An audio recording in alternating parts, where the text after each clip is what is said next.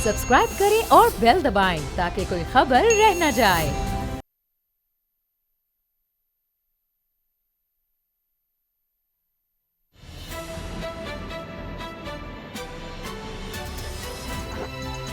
अब पता चला।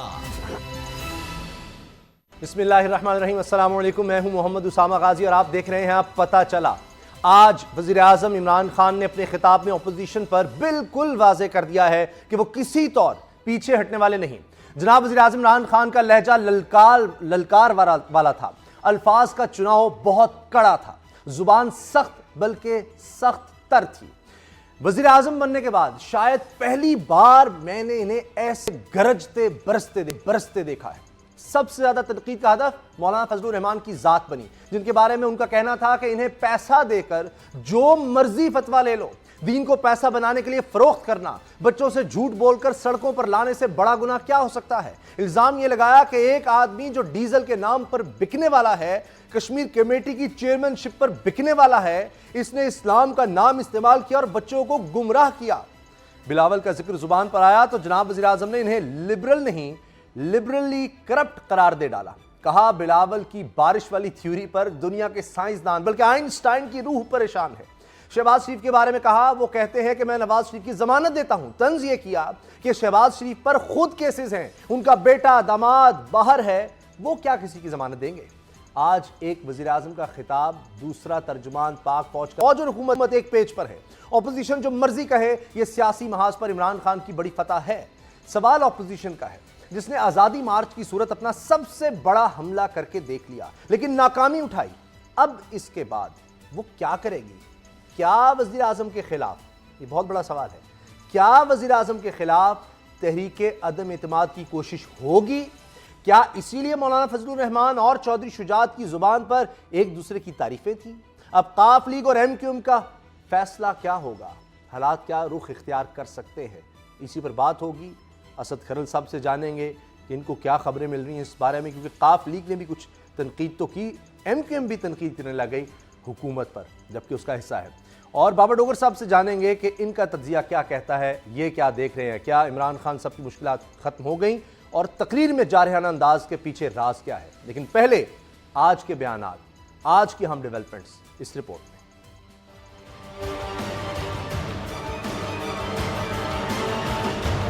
एक खिताब और सारे हिसाब बेबाक। मीडिया हो या फिर सोशल मीडिया, हर तरफ है वजीर आजम इमरान खान के खिताब का चर्चा।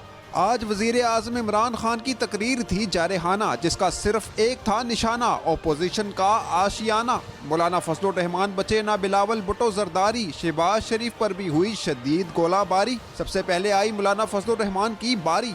एक आदमी जो अपने आप को मौलाना कहता है, दीन के नाम पे सियासत कर रहा है, डीजल के परमिट पे बिकने वाला, आज उसकी कीमत लगाओ, जो मर्जी फतवा दिवाना है आपके लिए दे देगा। कश्मीर कमेटी के ऊपर चेयरमैनशिप पे बिकने वाला, वो इस्लाम का नाम इस्तेमाल कर रहा था। यही नहीं, वजीर आजम ने दिया मौलाना फजलुर रहमान के कंटेनर को सर्कस का नाम। दावा ये किया कि इन्हें आता है ऐसे ड्रामों को कैसे बनाना है नाकाम। वजीर आजम इमरान खान ने कहा कि बिलावल की साइंस सुनकर तो अजीम साइंसदान आइंस्टाइन भी घबरा गया है। दुनिया के साइंसदान घबरा गए हैं जो बिलावल जरदारी एक थ्योरी लेके आया है। आइंस्टाइन घबरा गया है कि जब बारिश होती है तो पानी आता है। जो आइंस्टाइन की जो रूह तड़प रही है ना, जिस चीज के ऊपर दुनिया का सबसे बड़ा साइंसदान गुजरा है, उसने कहा जब ज्यादा बारिश होता है तो ज्यादा पानी आता है। बिलावल ही नहीं, वजीर आजम ने ओपोजिशन लीडर शहबाज शरीफ को भी दिए खूब बॉन्सर्स। कहा नवाज शरीफ की गारंटी देने वाले शहबाज शरीफ पहले अपनी गारंटी तो दे दें। कहता शहबाज शरीफ मैं गारंटी दूंगा। शहबाज शरीफ आपका बेटा भागा हुआ है अरबों की चोरी पे, उसकी गारंटी तो पहले दें। और सबसे बड़ी बात ये, शहबाज शरीफ आपकी कौन गारंटी देगा? आपके ऊपर भी केसेस चल रहे हैं करप्शन के। वजीर आजम मुसलसल कर रहे हैं NRO ना देने की तकरार, लेकिन करप्शन केसेस में सजा याफ्ता नवाज शरीफ फिर भी बैरून मुल्क रवानगी के लिए हैं तैयार। सवाल उठ रहे हैं कि वजीर आजम रोक नहीं सकते तो फिर क्यों NRO ना देने का जिक्र करते हैं बार बार। NRO मांगने वाले भले अहमकों की जन्नत में रहें, लेकिन काबीना में कौन कौन रहेगा, सब नजरें इस पर भी लगी हैं। काबीना में तब्दीली की खबरें गर्म हैं। असद उमर की वापसी हो रही है। देखिए इस बार किसकी होती है एंट्री और किसकी होती है छुट्टी। असद खरल साहब, मुझे ये बताएं, आपको पता है कुछ हमारे बहुत बड़े बड़े साफ़ी, बड़े बड़े नाम जो धरने में भी गए और लिबास भी था, सब कुछ था, और किसी तरह से पहले दिन से डराते रहे कि ये धरना लेकर जाएगा इस हुकूमत को, और गया और आ गए, और फिर कंटेनर में जाके, और भी बहुत से साफ़ी थे बड़े सीनियर। अब वही मैं देख रहा था कि टॉक शोज़ में बैठे हैं, बल्कि दीगर शोज़ में बता रहे हैं कि जनाब ये इमरान खान साहब असल में कुछ घबराए हुए हैं, कुछ परेशान हैं, जिसकी वजह से उन्होंने ये लहजा अपनाया है इतना सख्त, जो कि अब से पहले कभी नहीं था। मौलाना के बारे में देख लें, बिलावल के बारे में, शहबाज शरीफ साहब के बारे में। आप बताएं, जब से मैं तो ये बात बताता हूँ कि हमारे सारे प्रोग्राम्स आप देख लें और खरल साहब की बातें सुन लें धरने के बारे में, तो आपको अंदाज़ा हो जाएगा कि इनकी बातों में कितनी सच्चाई थी या इनकी पेशगोइयों में, और जो अब आपको लोग नज़र आ रहे हैं उनमें कितनी। तो खैर, अब आप बताएं तो मैं मानूं कि ये जो कहा जा रहा है कि जी वज़ीर आज़म घबराए हुए थे इसलिए इतनी सख्त अल्फाज इस्तेमाल कर रहे थे, आपको क्या लगता है असल बात क्या है? उसामा साहब, वज़ीर आज़म घबराए नहीं हुए। वज़ीर आज़म साहब कुछ देर के लिए मायूस ज़रूर हुए हैं, और जो उनका खिताब था वो किथारसिस था, 2 दिन की छुट्टी, और उसके बाद उनका जो अग्रेसिव एक आपने मूड देखा, उससे पहले 1-2 तकरीबात में आए, लेकिन उन्होंने मौलाना साहब के ऊपर तनकीद नहीं कर रहे थे। अपने स्पोक्स पर्सन को सख्ती से उन्होंने कहा था कि धरने के ऊपर या आज़ादी मार्च के ऊपर बात नहीं करेंगे, कोई सख्त जुमलेबाजी या अल्फाज का चुनाव बड़े ध्यान से करें। नवाज शरीफ साहब की सेहत के हवाले से उन्होंने कहा कि आप बयानबाजी नहीं करेंगे।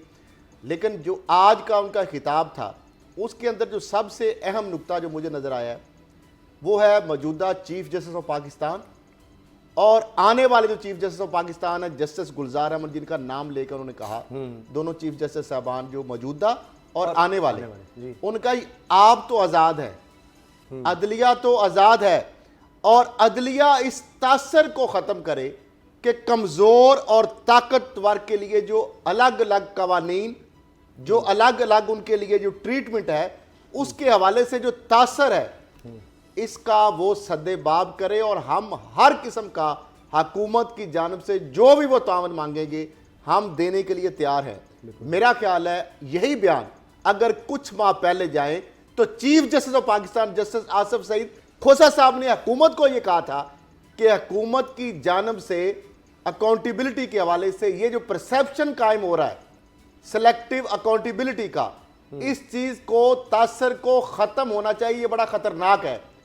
तो फिर कैसे मेरा ख्याल है अब इमरान खान साहब ने जो ये बात की है, इसके मद्देनजर अगर देखा जाए तो वो शायद नवाज शरीफ साहब की बैरून मुल्क जो रवानगी के हवाले से शायद जो अभी तक तो डेवलपमेंट इस हवाले से हुई है, वो तो खुद उनको भेजना चाहते थे, तो इंडेमनिटी बाउंड की जो शर्त कैबिनेट का एक डिसीजन था, तो कैबिनेट का डिसीजन भी जारी बात है, हम तो हमेशा और ज्यादा मुजरा खिलाफ थे उनको बाहर भेजने के, और दूसरी बात आज एक और कंट्राडिक्शन दे सकता है खानदान इतना पैसा इसके पास। एक दूसरी कंट्राडिक्शन और आई, फरदौस आशिक अवान साहिबा ने यह कहा था कि 85 बल्कि 90 या 85% जो लोग थे वो नवाज शरीफ साहब को भेजने के हक में थे। इमरान खान साहब ने यह आज कहा है कि मेजॉरिटी लोगों की नवाज शरीफ साहब को बाहर भेजने के खिलाफ थी जी। अब हम तर्जमान का या खुसूसी उनकी मामला है, उनकी बात सही समझे या इमरान खान साहब की बात सही समझे। तीसरी जो चीज उन्होंने दोनों को अलग अलग बातें, तीसरी चीज जो उन्होंने आज फिर जो जिस तरीके से नजर आ रहा था, ना तो वो ब्लैकमेल हो रहे हैं, ना उनके चेहरे के अंदर कोई घबराहट या खौफ वाला एलिमेंट है। मौलाना फजल रहमान साहब के ऊपर फिर ताक के उन्होंने जो हमले किए हैं, तो उनको इसका मतलब है उनके आज़ादी मार्च या धरने से कोई थ्रेट नहीं है। अच्छा, नंबर 1। दूसरा, जिस तरह नवाज शरीफ साहब और जरदारी के हवाले से, जो शहबाज शरीफ साहब के हवाले से, यानी जो भी अपोजिशन पार्टीज हैं, उनके हवाले से जो उनका जारहाना एक अंदाज था, उससे जरा ये नहीं लग रहा कि वो घबराए हुए हैं। अगर घबराए होते तो उनकी जो टोन थी वो थोड़ी डिफरेंट होती, लेकिन वो तो अग्रेसिव, और बल्कि उन्होंने ये भी कहा कि मैं तो इनसे जो मुकाबला करने के लिए मेरी ट्रेनिंग है, मैं 20 साल अगर क्रिकेट के मैदान में लड़ा हूं तो यहां पे मैं जितना बड़ा चैलेंज हो मुझे उतना और मजा जितना आता है। करेंगे आप उस पे मैं बाबर साहब, आपको क्या लगता है ये तकरीर इतनी सख्त तनकीद एक एक का नाम लेकर, क्या ये वजह थी कि वो चुप करके सुनते रहे, वो कह रहे थे कि मैं शक्लें देख रहा था इनकी, ये सारा टोला बेरोजगार सियासतदानों का, क्योंकि इनके करप्शन के केसेस हैं, ये खुलने वाले थे, चूंकि आपको पता है चकजई साहब के पूरा खानदान के बारे में पता है कहाँ उन्होंने लगवाया था, तो ये वजह थी कि वो इंतजार कर रहे थे कि धरना खत्म हो जाए। उन्होंने लोगों को भी मना किया था अभी बात ना करो, अभी खामोश रहो, तो वो सब बातें सुनते रहे तो भरे हुए थे। इस वजह से आज इतना एग्रेशन नजर आया कि वो धरने वाला मामला खत्म हुआ है, तो उन्होंने कहा अब बात आई है, अब बारी है जवाब देने की। उसामा साहब, एक साल जो इमरान खान साहब एक नैरेटिव बिल्ड करते रहे कि कोई एनआरओ नहीं होगा, कोई डील नहीं होगी, कोई ढील नहीं होगी, और फिर यहाँ तक उन्होंने कह दिया कि इनको जो जेल में फैसिलिटीज़ मिल रही हैं वो भी ख़त्म करेंगे ताकि ये पैसे दें, और ये था कि पैसे दो और बाहर चले जाओ, यही एक नैरेटिव था। और वो नवाज शरीफ तो बाहर जा रहे हैं सुबह, और पैसा तो उन्होंने 50-50 के 2 बॉन्ड ही भर के दिए, इसके अलावा तो कोई नहीं दिया। तो एक बेबसी भी थी, एक गुस्सा भी था कि मेरा जो एक नैरेटिव था वो नैरेटिव आप बेबस हो जाते हैं, हेल्पलेस हो जाते हैं। और इसमें और भी समझ बड़ी चीज़ें हैं। देखिए, जो उन्होंने बात की है वो हर पाकिस्तानी ये चाहता है, हर पाकिस्तानी की ये ख्वाहिश है कि पाकिस्तान में एक पाकिस्तान हो, एक कानून हो। नवाज शरीफ के लिए जो कानून है वो मेरे लिए भी वही हो, समझ वो आपके लिए भी हो। ये नहीं चाहते थे, जीडीए नहीं ये चाहती थी, एमक्यूएम ये नहीं चाहती थी, लेकिन पूरा पाकिस्तान कैसे हो गया? एक मिनट, मुझे एक बात बताएं कि इमरान खान कैबिनेट ये डिसाइड करती है कि नवाज शरीफ को जाना है। इमरान खान साहब आप आज ये कह रहे हैं कि 90% जो मेरे मिनिस्टर थे वो उसके खिलाफ थे, 90% कैबिनेट उसके खिलाफ थी।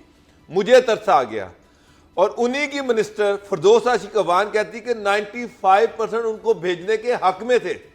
अब कल जो 2 बंदे शहजाद अकबर और अनवर साहब जो हैं वो जो प्रेस कॉन्फ्रेंस कर रहे थे, वो ये कह रहे हैं कि जो हम कोर्ट से एक्सपेक्ट कर रहे थे उससे ज्यादा हमारी फेवर में कोर्ट ने जो डिसीजन दिया है। और खान साहब आज उसको कह रहे थे कि उससे मायूस थे। मुझे लग रहा है कि कैबिनेट अब आज जो हैं शेख रशीद साहब वो ये कह रहे हैं कि जी गवर्नेंस का बुरा हाल है, अब खान साहब को चाहिए कि गवर्नेंस की तरफ तवज्जो दें। तो सर, कैबिनेट के अंदर इतना इंतशार, मतलब मुझे तो किसी एक बंदे की दूसरे के साथ कुछ स्टेटमेंट मिलती नजर ही नहीं आ रही। फवाद चौधरी साहब जो है वो कह रहे हैं कि हमें सुप्रीम कोर्ट जाना चाहिए। तो हुआ था, ये भी तो हो सकता है काबीना के अपने लोग अपनी पोजीशनिंग कर रहे हों कि जनाब अगर हमें निकालते हैं तो इमरान खान के खिलाफ, हमें अगर अपनी पसंद की काबीना नहीं मिली, फलां को बुला रहे हैं। ये वजह भी तो हो सकती है कि वो एक डिसिप्लिन की खिलाफ वर्जी हो रही है। आज फवाद चौधरी, असद उमर और जहांगीर तरीन की एक मुलाकात हुई है। एक तो ये मुलाकात हुई है, उससे पहले मैंने आपको 6-7 दिन पहले ये बताया था कि असद उमर को काबीना में वापस और मनसूबाबंदी की वजारत दी जा रही है। बिल्कुल याद है। आज उनके हवाले से आ गया कि वो मनसूबाबंदी और स्पेशल इनिशिएटिव के वजीर बन गए हैं। खुसरो मुख्तियार के हवाले से मैंने बताया था कि उनसे वजारत तब्दील की जा रही है, उनको भी वज़ारिया पेट्रोलियम लगा दिया गया है। मैंने अभी जो और 6 मैंने कहा था कि रिप्लेसमेंट होंगी, बाबर अवान साहब को अभी एंटर किया जाएगा काबीना में, और कुछ 1-2 और लोगों को उनकी पोर्टफोलियो में तब्दील किया जाएगा, और एक बंदे को मुबारक किया जाएगा। मेरा मसला ये है, अगर किसी की कारकर्दगी अच्छी नहीं है तो उसको निकालना नहीं है, उसको कहीं और लगा देना है। ये कोई क्या म्यूजिकल चेयर्स का खेल है कोई, कि अगर खुसरो बख्तियार साहब प्लानिंग में बेहतर नहीं थे तो पेट्रोलियम में अच्छे हो जाएंगे? ये क्या बात है? सामा साहब, मेरा सबसे बड़ा इशू ये है फवाद चौधरी साहब जब आपने टेक्नोलॉजी क्या आप मुझे आप इस चीज को मानते हैं कि खान साहब तो ये कोर्ट की तरफ इशारा करके कह रहे हैं, मैं काबीना की तरफ ये इशारा करके कहता हूं कि खान साहब आप दिल पे हाथ रखकर कहें क्या काबीना के साथ जो सलूक होता है आम आदमी के साथ वो सलूक होता है? यहां पर आपकी कैबिनेट ने बेतहाशा से मिसालें दी हैं कि जिसमें कैबिनेट जो है उसके जो मिनिस्टर्स हैं वो बेतहाशा पावरफुल हैं, आम आदमी बेचारा है जो उसके साथ ट्रीटमेंट हो रही है, जिस थानों में वो रुल रहा है, जिसका कि आपकी कैबिनेट के बंदे जो थे वो जो है वो जो वाकया आया था इस्लामाबाद का वाकया देख लें, साहिवाल का वाकया देख लें, ये आपके होते हुए हैं। किसको इंसाफ मिला है? कौन सा इंसाफ मिला है? और सर बात यह है कि आपने तो बाबर साहब पहले काबीना है। कितनी बार तब्दील होती थी पिछले दौर में, जब कहा गया था मियां साहब की तरफ से जी हर 3 महीने बाद हम बदल देंगे। जरदारी साहब के दौर में कितनी काबीना तब्दील होती थी? फर्क क्या फिर तब्दीली क्या है? 72 बंदे ट्रेन एक्सीडेंट में मारे जाते हैं, मिनिस्टर दंदनाता फिर रहा है। खान साहब उसको पूछने की भी जरूरत नहीं करते, वो कहता है जी मैं अपनी रिपोर्ट। अच्छा, शेख रशीद को निकाल दें, चाहे वो आपकी पार्टी छोड़कर चला जाए, 4 बंदों पर आपकी खड़ी है हुकूमत, 4-6 बंदों पर एक बंदा आपके लिए। फिर आप किस चीज का नारा लगा रहे हैं? आप कहते हैं जब आप कहते हैं मैं असूलों के ऊपर कोई कंप्रोमाइज नहीं करूंगा, इमरान खान जो है जो उसका वादा वो पूरा करेगा, तो तो वो बहुत वादा अच्छे। क्या सिर्फ यानी दो घर चला खानदानों जाए के और इस साथ है, माफिया के लिए दो छोड़ फैमिली दे के साथ और है। माफिया के लिए छोड़ दे कि आज एक कौन नेशनल सा नाम की गवर्नमेंट बना दो और सबसे सर, जो बड़ा बाकी माफिया लोग तो बैठे, प्राइम मिनिस्टर हाउस ये में बैठा सारे तो हुआ मिल जाएंगे। है। जहांगीर तरीन वहां पर बैठा हुआ है, वो भी एक माफिया का हिस्सा है। बेताशा तो माफिया आप चाहते कैबिनेट उन्हीं में की बैठे हुए हुकूमत आ हैं। जाए, इमरान खान माइनस हो। वही जो उन्होंने आज बताया कि जी मुज़ाकरात में तो बात ही सिर्फ होती रही, यानी ये सब झूठ है कि जनाब इलेक्शन दोबारा करवाने हैं या इलेक्शन में धांधली हुई। इमरान खान तो कह रहे हैं कि वो कहते थे सिर्फ इमरान खान को हटा दो, किसी और को तहरीक इंसाफ में आप से दिल बना पर दो। हाथ तो रख के इसका अपने- मतलब है आप इलेक्शन जो है वो अपने धांधली दिल की पर बात हाथ नहीं रख थी। के कह दें कि अभी तक 1.5 साल की गवर्नमेंट से आप मुतमईन हैं? नहीं, मैं क्या आप कतई जिस तरह मुतमईन इमरान खान साहब ने मैं जो वादे कतई किए मुतमईन थे नहीं हूं। वो पूरे किए हैं? नहीं कि किए। जो काबीना के जो सारे मिनिस्टर्स हैं वो 62-63 में लेकिन पूरे इमरान उतरते खान को हैं। हटा के आप दूसरे किसी को लाने की अगर करेंगे तो आप इससे और बुरा हाल मैं तो देखेंगे। ये बात ही नहीं कर रहा सर आप मैं- नहीं कह रहे ये- कि जिसकी नहीं है पार्टी को जनाब वो काफली को हटा दें, अगर उनकी नहीं मिनिस्टर अच्छे कर रहे हैं जनाब, आप एमक्यूएम को हटा दें, फिर कर आप सकता है। अपना नैरेटिव वापस ले लेना कि करप्ट बंदा जो सिर्फ आप ये कहें कि अपोजिशन के अंदर जितने करप्ट है मैं उनको पकड़ूंगा, सरकार के अंदर वालों को मैं हाथ नहीं लगाऊंगा। सर, यही तो ये मसला आप है। नैरेटिव दे दें। सर ये बिल्कुल है, हथकड़ियां लगी हुई हैं। इमरान खान को क्या करे, वो अपने इत्तेहादी छोड़ दे, किस तरह करे कि या तो फिर हुकूमत छोड़ दे, फिर यही हाल है। बिल्कुल एमक्यूएम के पास जितनी मिनिस्ट्री है खरल वो एक साहब मिनट में खरल आप साहब होता है, ने MQM तो ऐसे खरल नाराज साहब ने ये होती है। कहा था कि इमरान खान हुकूमत छोड़ देगा लेकिन अच्छा खरल compromise साहब नहीं आप क्या करेगा। कहते हैं इस पे? सर ये अगली खरल खबर साहब पर के जाना है, अल्फाज हैं। टाइम नहीं है, शॉर्ट कमेंट। देखिए, इमरान खान साहब ने तो इंडेम्निटी बॉन्ड का मामला रखा है, अब अदालत की जानब से फैसला है और वो फैसला तो सर अल्टीमेटली अच्छा, बात ये है कि सर, अगली हुकूमत खबर। में कंप्रोमाइजेस सर, हुए हुए मेरी कि बात नहीं सुने, हुए? मुझे कहा जा रहा बात तो है, ये कि हुकूमत में मुझे कंप्रोमाइजेस कहा जा रहा है हुए अगली कि नहीं खबर पर हुए? चलें। अगली खबर मियां नवाज शरीफ साहब कल रवाना हो रहे हैं और एयर एम्बुलेंस पर जाएंगे और साबिक गवर्नर सिंध मोहम्मद जुबैर साहब ने कहा मुझे नहीं पता इस एयर एम्बुलेंस का खर्चा कौन दे रहा है। खैर खरल साहब, ये अब क्या होगा इसके बाद नून लीग का, मुल्की सियासत का, मियां नवाज शरीफ साहब के बाहर जाने के बाद? वही होगा जो पहले हो रहा है, जिस तरह एक तमाशा लगा हुआ है। अब नवाज शरीफ साहब की सेहत के हवाले से अगर बात की जाए, क्योंकि कल वो जा रहे हैं, लेकिन जिस तरह वहाँ कोर्ट में चूँकि सारा दिन उस दिन थे, जो समा वहाँ पे बांधा गया और जो उसके बाद के मनाजर जो मुख्तलिफ सोशल मीडिया पे जो फुटेजेस भी आ रही हैं शहबाज शरीफ साहब के गिरदो सर वो गलत है, वो गलत है। तो बहरहाल बिल्कुल जो भी गलत चीज़ें है। हैं, नहीं वो अक्सर वो साफ है यार। हाँ अश्तर साहब साहब है, बाकी लोग जो मगर है वो गलत misleading बहरहाल है। वो वहाँ पे समा जो उन्होंने कहा कि जिस तरह आपने बांधा, तो एक अपने तो आपने मिनिस्टर- वहाँ पे अपने- जो अपने समा वकील बांधा से है, कह रहे हैं ना। देखिए खुश हो हफ्ते गए ना को उस मैं वक्त। कह रहा हफ्ते को आपने जो एक माहौल, एक इन्वायरमेंट क्रिएट किया और पूरे पाकिस्तान में ऐसे लग रहा था कि एक एक सेकंड जो है ना वो बड़ा कीमती है, लेकिन उसामा साहब हफ्ता गुजर गया, मैं वहां मौजूद था, इतवार गुजर गए। सर खरल साहब मैं वहां मौजूद था पूरी कार्रवाई में, 3 दफा जो ब्रेक हुई है, इतने कहकहे मैंने नहीं देखे जितने वहां मिनिस्टर्स लगा रहे थे, परवेज जी साहब, दीगर लोग इतने खुश थे। ये प्रोसीडिंग से पहले फैसला तो बहुत देर ये बाद तो आया, मैंने उस दिन भी इतने बताया था कि रिलैक्स, इसका इतने वो खुश अजीब थे सी वो। बात है उनका। और फिर अब मंगल को खैर जा वो रहे हैं, लग नहीं रहा था अल्लाह ताला उनको उनको खतरा है सेहत कि दे। मियां साहब की जो जिस जिंदगी तरीके से अब मरियम औरंगजेब जो है वो डॉक्टर साहिबा जो है वो ही उनके बयान आ रहे हैं, हम तो उनके ऊपर ही हमें रिलाय करना हाँ, वो कह रहे हैं कि उनके कभी वो जी। कह रहे हैं स्टीरॉइड्स उनको दिए जा रहे हैं, जी, जी। नॉर्मलाइज किया जा रहा है, प्लेट्स इस काबिल उनको कर लिया जाए कि वो सफर कर सकें, इतनी हालत उनकी खराब है। तो मामला ये है कि जो आपने सवाल किया था कि इसके बाद क्या होगा, इसके बाद फिलहाल तो शहबाज शरीफ साहब साथ उनके जा रहे हैं।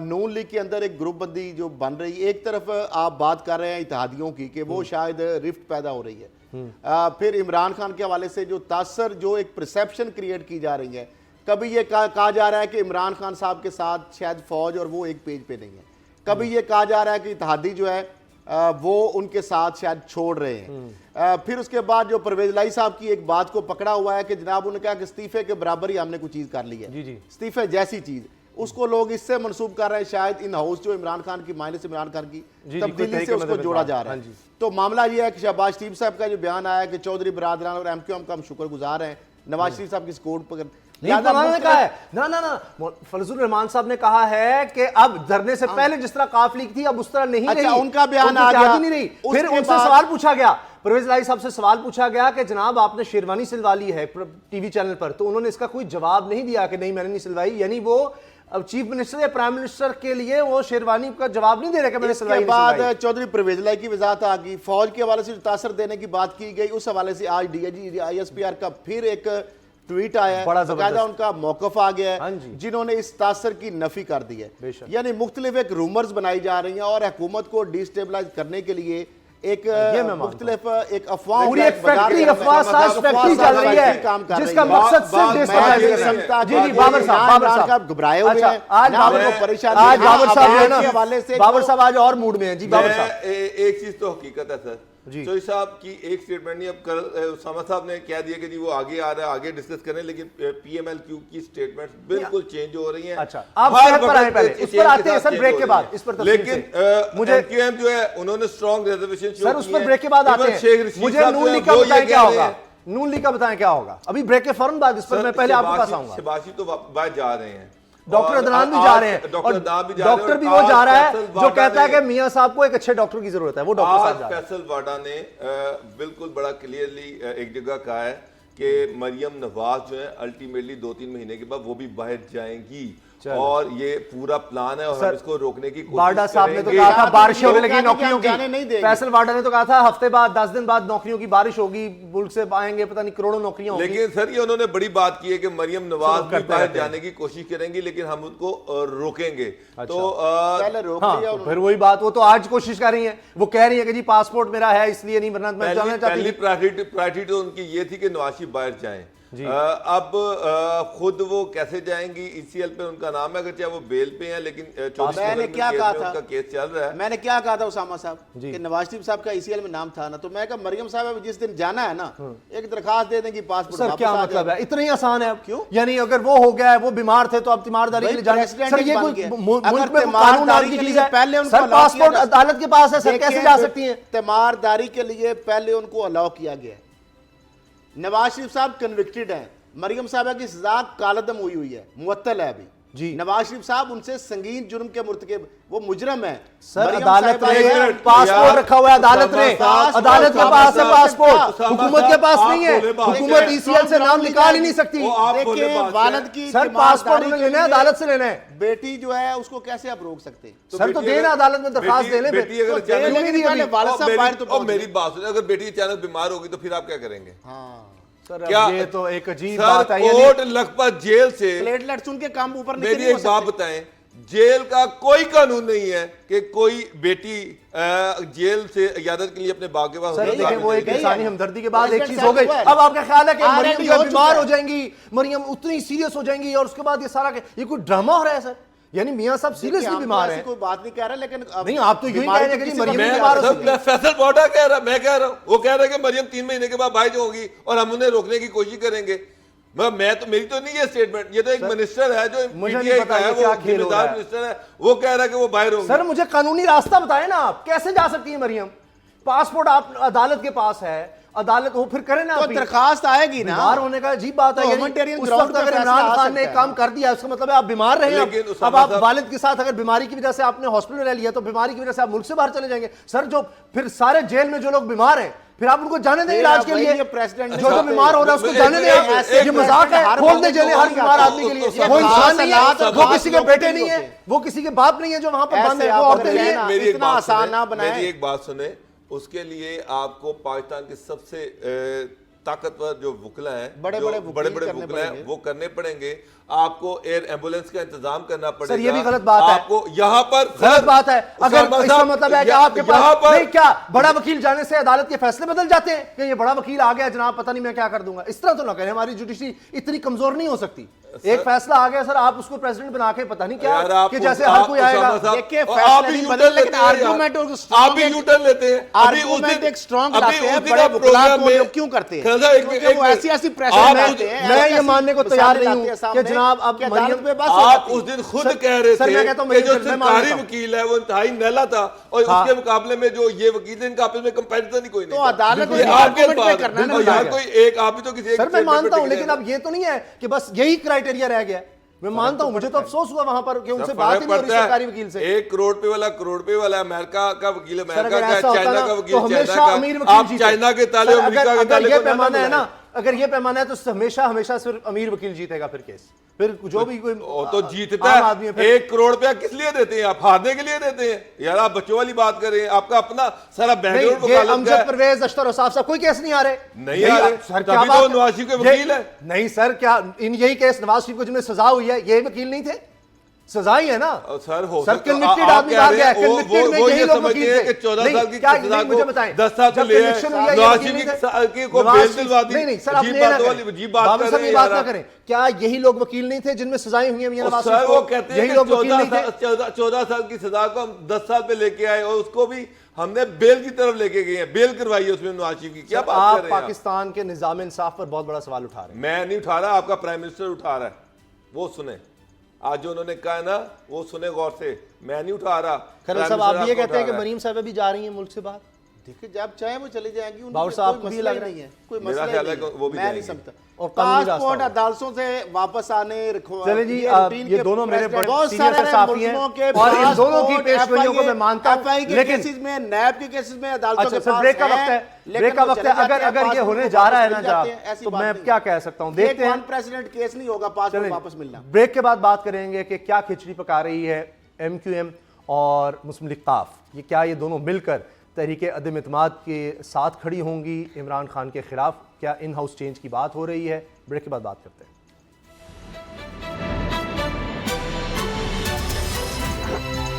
अब पता चला।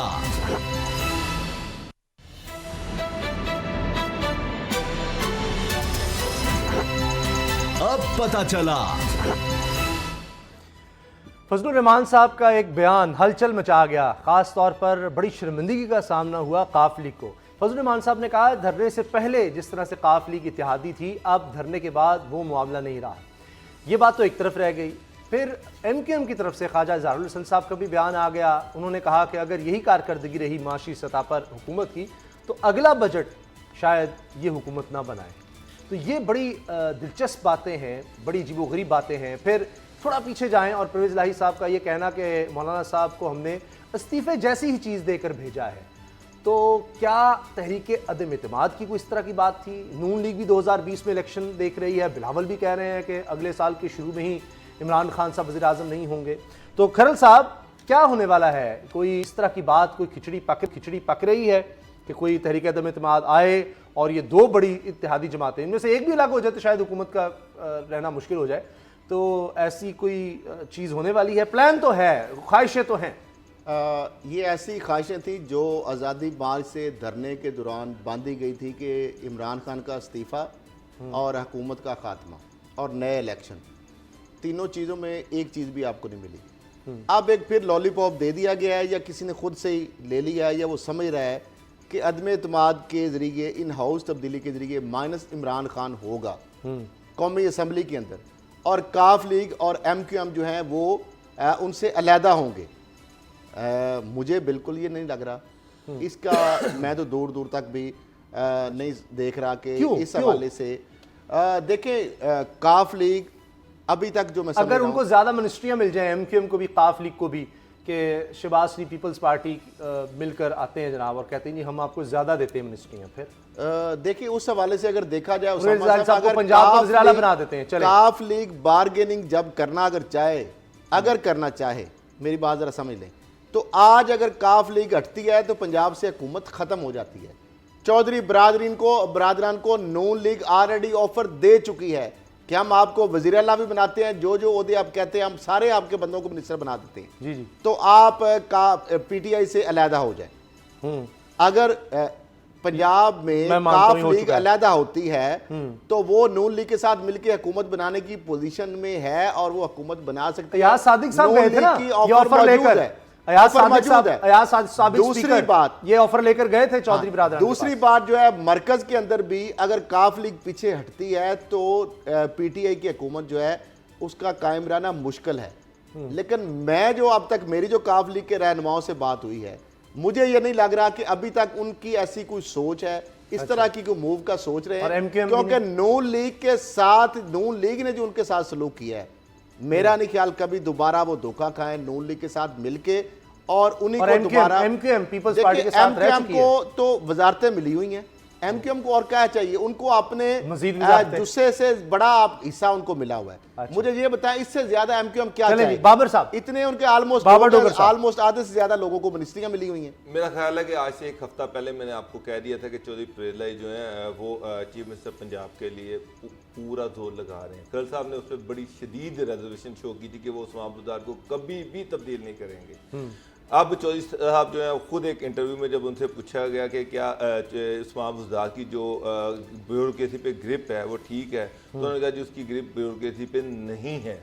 उसके बाद उनसे दूसरा सवाल पूछा गया कि क्या आप उसकी 1 साल की परफॉर्मेंस से खुश हैं, क्या वो सीख रहे हैं? उन्होंने कहा बस चल ही रहा है, इससे आगे कुछ नहीं बोल डोगर रहे। साहब आपके आज पोस्ट चीफ सेक्रेटरी पंजाब आ रहे हैं। सर आज एक और चीज़ मैं आपको बताऊं, आज तारिक बशीर चीमा साहब ने ये कहा है कि जनाब हमारा अलायंस पीटीआई के साथ नहीं है, हमारा अलायंस इमरान खान के साथ है, हमारा पीटीआई से कुछ लेना देना नहीं है। इसका मतलब ये है कि हम इमरान खान को तो मरकज़ की हद तक सपोर्ट कर सकते हैं, लेकिन उनकी गवर्नमेंट को पंजाब में सपोर्ट नहीं करेंगे। अच्छा, यही मतलब है ना कि उस्मान बुज़दार जो है वो पंजाब में है, इमरान खान मरकज में है। उन्होंने कहा पीटीआई से हमारा अलायंस नहीं है, ये आज उनकी स्टेटमेंट है। उन्होंने कहा जी मैं आपको एक क्लियर कर लूं, मैं आज बिल्कुल कैटेगोरिकली क्लियरली आपको बता रहा हूं लेकिन कि हमारा अलायंस सिर्फ इमरान खान से है, ख्वाहिश PTI एक से नहीं चीज है, ख्वाहिश एक चीज है। ख्वाहिश नहीं है उसामा साहब, एक चीज क्लियर कर ले, ख्वाहिश नहीं है। चौधरी साहब ने आज एक और इंटरव्यू दिया ना, इंटरव्यू में बड़ी अहम बात की है, जिस तरह से आप कहते हैं कि PMLN, तो उन्होंने ये कहा है कि पीटीआई ने हमारे बंदे सारे तोड़े हैं, काफ लीग के सारे बंदे पीटीआई तोड़ के लेके गई, हालांकि उसमें एक चीज गलत है, उसमें एक चीज उन्होंने जहांगीर तरीन का नाम लिया, तो कुछ चीजों से मैं भी बड़ा प्रिवी हूँ। जहांगीर तरीन जो थे वो काफ लीग को बहुत पहले छोड़ गए हुए थे और वो 100 बंदों की एक क्लीन पार्टी बना रहे थे। मैं खुद उस वक्त मैंने उनका इंटरव्यू किया था, तो वो बाद में पीटीआई में प्रेरलाई साहब की बड़े अरसे से ख्वाहिश होगी, लेकिन वो एक होता है उस पर अमल भी हो सकता है नहीं। सर अब तो वो क्या कह रहे हैं ना, बगैर अमल के वो क्यों इस तरह की बातें मान करें? मैं आपको आज लिख के दे रहा हूं कि चौधरी प्रेरलाई जो है वो चीफ मिनिस्टर पंजाब बनेंगे। अच्छा। आप देख लीजिएगा, यही उस्मान बुज़दार उड़ेंगे और वही इमरान खान मान जाएंगे कि प्रेरलाई बन जाए। पता नहीं अब इमरान खान इस पोजीशन में होते हैं या नहीं होते। इमरान खान तो नवाशी को बाहर भिजवाने के लिए आज तो बड़ी बड़ी खबरें मिल रही हैं कि मरियम चली जाएंगी मुल्क से बाहर और बुज़दार साहब वज़ीर आला नहीं रहेंगे। चले असद खरल साहब, आज खरल कहानी में एक और करप्शन कहानी है, लेकिन एक बता दूं कि पिछली जो आपने करप्शन की कहानियां बताई थी उनमें से काफ़ी का फ़ायदा ज़रूर हुआ है। कई करप्ट लोग जो हैं वो आए अपनी सीटों पर, बस चार्ज ही लेने वाले थे कि आपने उनकी कहानी सुना दी और फिर उनको हटा दिया गया। तो आज क्या है जी? आज एक तो और वसीम सोमरो साहब पीछे लूट मार करके एक और उनको अब दूसरे ज़िले में लगा दिया गया। अब ये कहानियाँ तो बहुत लंबी हैं उसामा साहब, ये अरबों रुपए की इराजी है जो कराची के अंदर और सिंध के अंदर और ख़ास तौर पर कराची के अंदर और उसके कुर्बोनवा के अजला में जहाँ पे हाथ साफ़ किए जाए। पहले तो यूनस सिस्टम था, वो यूनस कदवाई मेमन जो जरदारी साहब के, अब वो सिस्टम चला रहा है इस्लाम, अली हसन बरोही और उनके फ्रंटमैन आगे चौधरी ज़ुबैर हैं, फिर ज़ाहिर शाह जो पीपल्स पार्टी के कैंडिडेट भी थे। एक इनके साथ बिल्डर है नाग टाउन वाला जो इरफान वादी साहब हैं, 8 एकड़ का NOC लिया और कम से कम 500 एकड़ ज़मीन वो लोगों को बेच चुके हैं, करोड़ों रुपए का फ्रॉड, और आप ज़मीनें वो ढूंढ रहे हैं।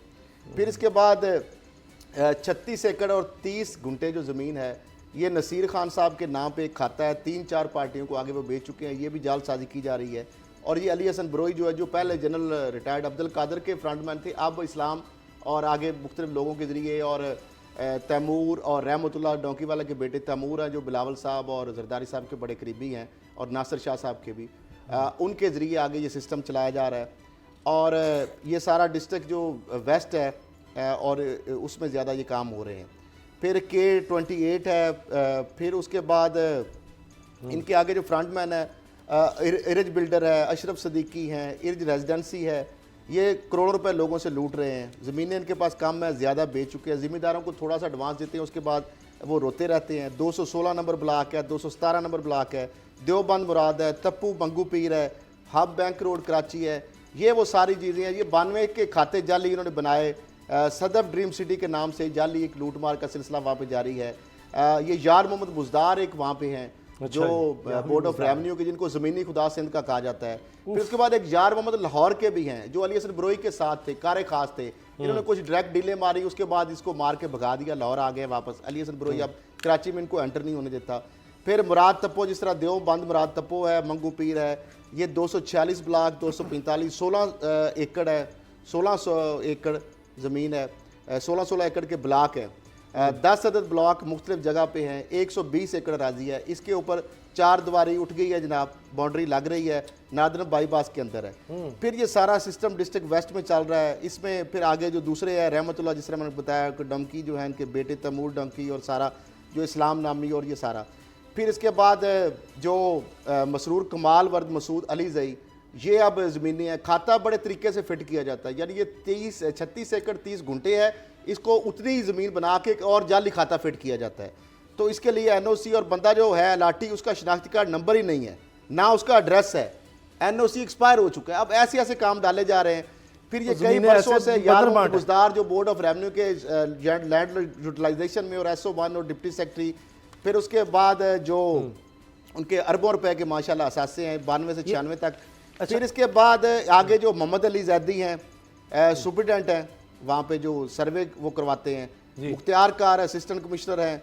ये एक बाकायदा एक वहाँ पे डिफरेंशियल ऑफ चलान निकाला जाता है, फाइल रेगुलर करने, उसके बाद DC को भेजा जाता है, उसके बाद वो खाता फिट कर दिया जाता है। इस तरह फिर बिल्डर्स है, आगे साइमा बिल्डर्स है, स्कीम 33 है, कराची ईस्ट है, सब डिवीजन मंगू पीर है, सारे मेगा प्रोजेक्ट सैकड़ों लोगों से।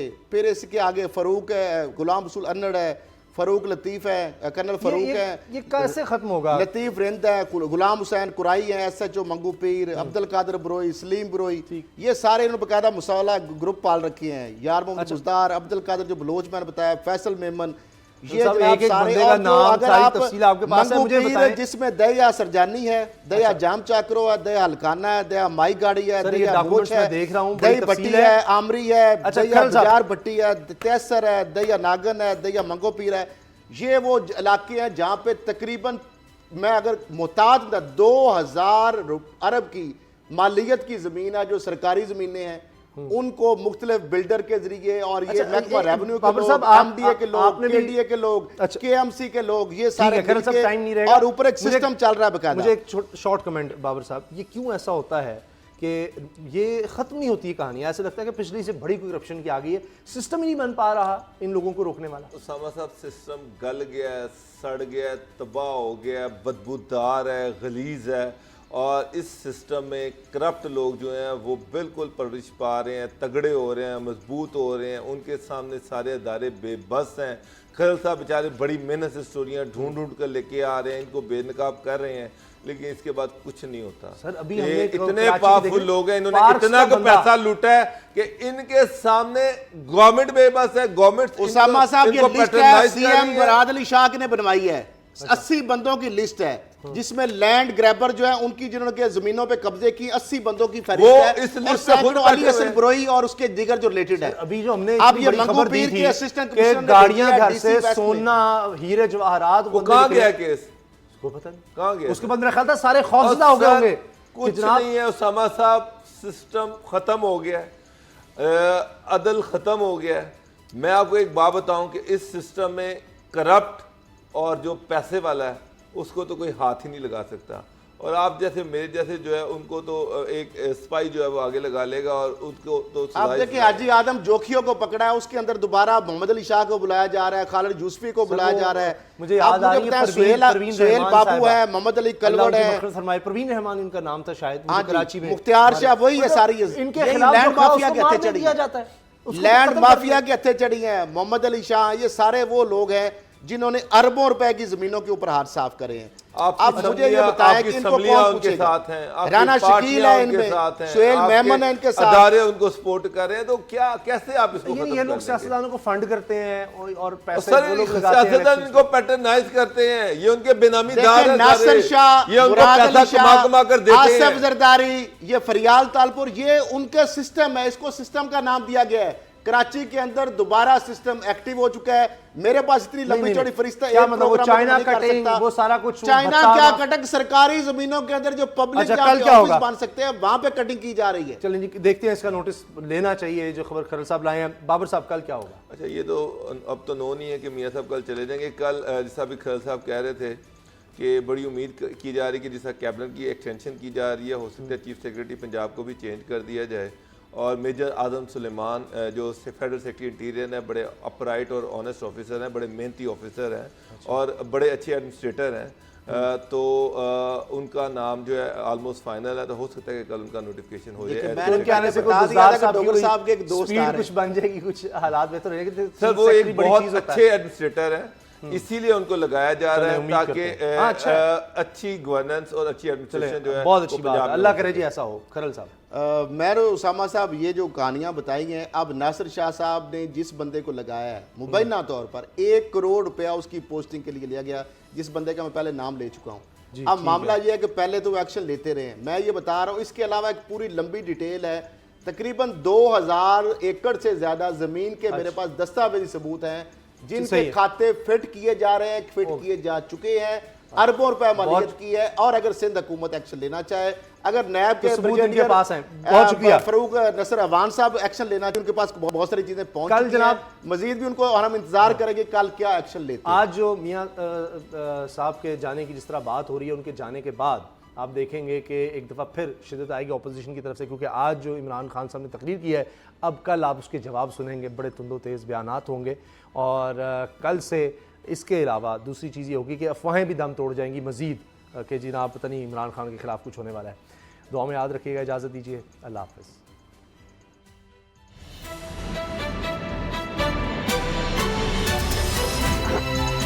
अब पता चला। सब्सक्राइब करें और बेल दबाएं ताकि कोई खबर रह न जाए।